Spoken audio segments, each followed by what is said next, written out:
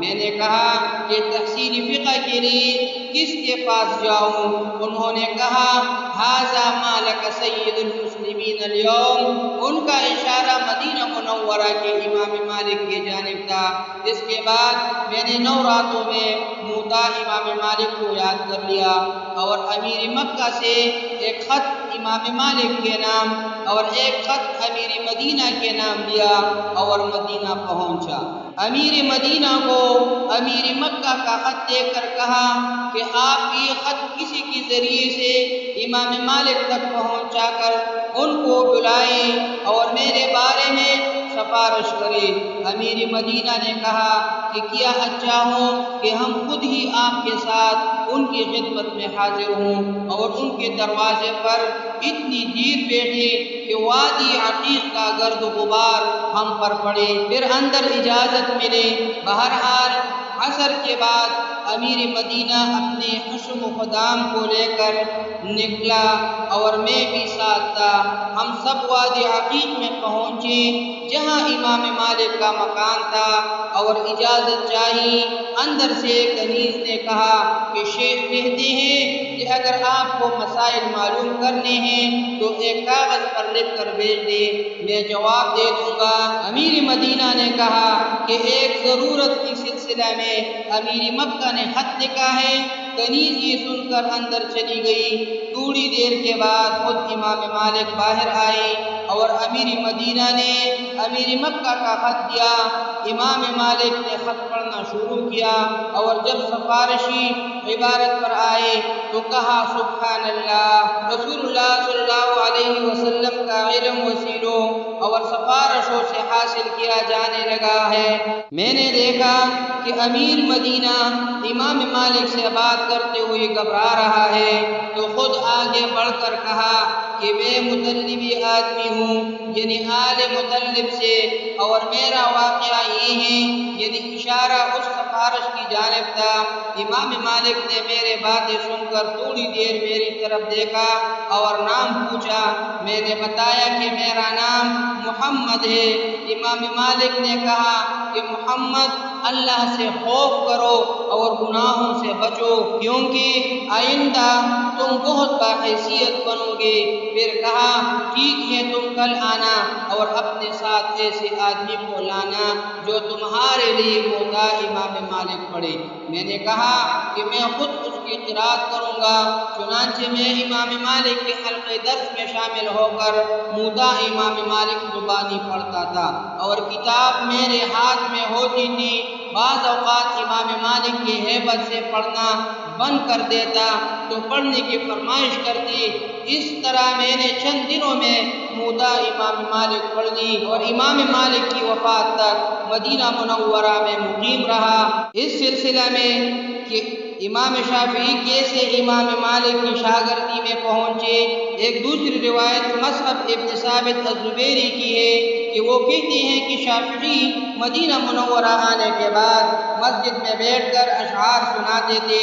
ایک دن میرے والد نے ان سے کہا کہ تم اپنی قریشیت کے لیے صرف اتنے پر راضی ہو کہ شاعر بن جاؤ۔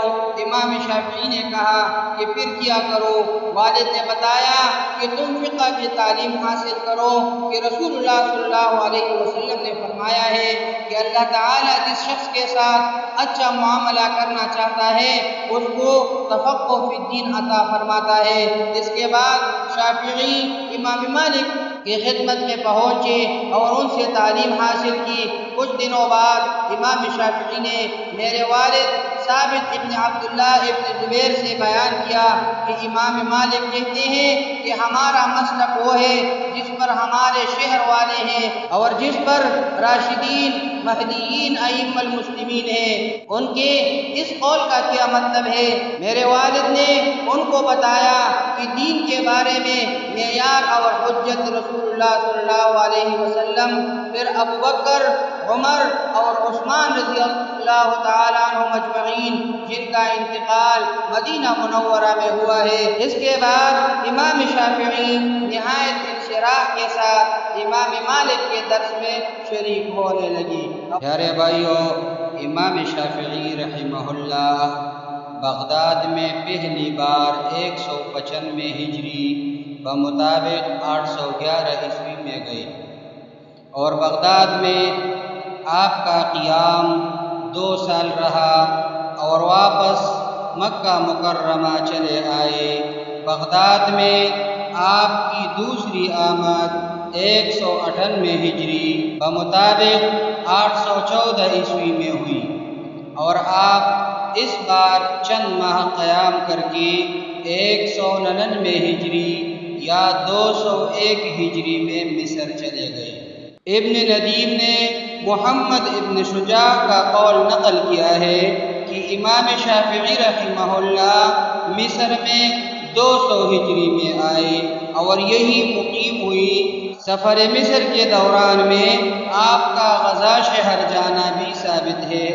قرائن و شواہد سے آپ کی مصر آمد 2 بار معلوم ہوتی ہے۔ پہلی بار تب جب آپ بغداد سے مصر کے سفر کو تشریف لے گئی اور بروز منگل 28 شوال 198 ہجری بمطابق 20 جون 814 ہجری کو مصر کے شہر فسطاط پہنچے، مگر وہاں فسادات کی وجہ سے آپ دوبارہ مکہ مکرمہ چلے آئے۔ دوسری بار آپ 200 ہجری میں مصر پہنچے اور پھر اواخر عمر تک وہی مقیم رہی۔ مصر کو روانہ ہوتے ہوئے آپ نے یہ اشعار پڑھی: لقد اصبحت نفسی تتوقع الى مصر ومن دونها قطع المهامة والفقر فوالله ما ادري الفوز والغنى اساق اليها ام اساق الى القبر، یعنی میرا نفس مصر جانے کے شوق میں ہے، حالانکہ اس سفر میں بڑی مشکلات ہیں، واللہ مجھے معلوم نہیں کہ اطمینان و استغنا کے لیے وہاں جا رہا ہوں یا قبر میں جانے کے لیے۔ پیارے بھائیو، امام شافعی رحمہ اللہ کے ان اشعار سے آپ کی پیشنگوئی ثابت ہو گئی کہ آپ وہاں مستغنا بھی ہوئی اور وہی فوت بھی ہوئی۔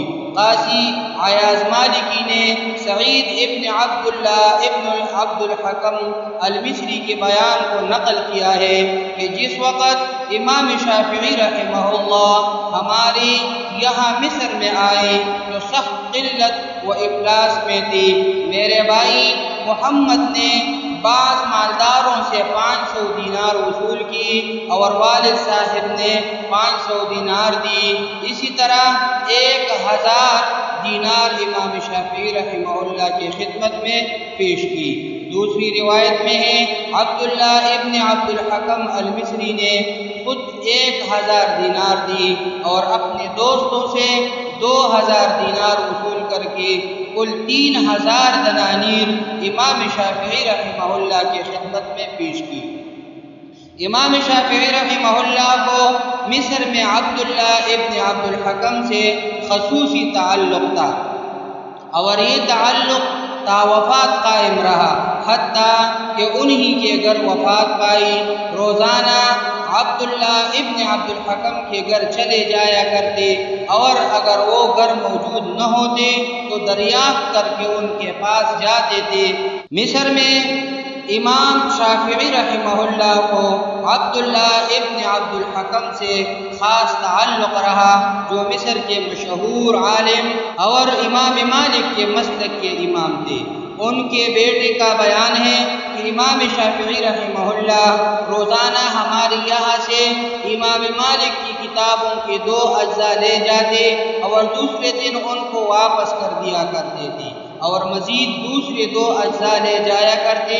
یہ سلسلہ مدت مزید جاری رہا۔